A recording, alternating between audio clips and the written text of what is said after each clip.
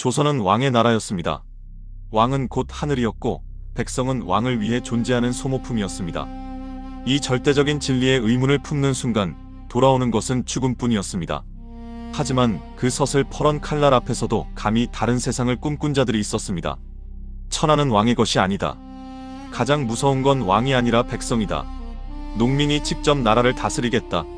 500년 조선 역사상 가장 위험하고 가장 불온했던 사상가들. 당시엔 천하의 대역죄인으로 찢겨 죽었지만 지금은 시대를 앞서간 선구자로 불리는 3명의 혁명가. 오늘은 왕이 없는 나라를 꿈꿨던 조선의 반역자들을 이야기합니다. 첫 번째 인물, 400년 앞서 공화정을 외쳤던 선조시대의 가장 위험한 사나이 정여립입니다. 그는 율곡 이이의 제자이자 촉망받는 천재였지만 그의 머릿속엔 시한폭탄 같은 사상이 들어있었습니다.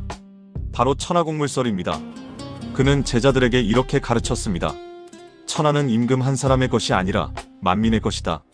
심지어 그는 임금의 자격이 없으면 바꿔야 하고 왕위는 세습되어서는 안 된다는 말까지 서슴지 않았습니다. 16세기 조선 한복판에서 사실상 공화정을 이야기한 것입니다. 말뿐만이 아니었습니다. 그는 전라도 진안에 들어가 대동계라는 조직을 만듭니다. 이곳은 조선의 유토피아였습니다. 양반, 노비, 승려가 신분 계급장을 떼고 한상에서 밥을 먹고 함께 무술을 연마했습니다. 하지만 왕실 입장에서 그는 체제를 위협하는 괴물이었습니다. 결국 그는 역모 혐의로 쫓기다 비극적인 최후를 맞았고 이 사건으로 무려 1000명이 넘는 선비들이 죽임을 당합니다. 조선 역사상 가장 피비린내 나는 비극, 기축옥사의 시작이었습니다.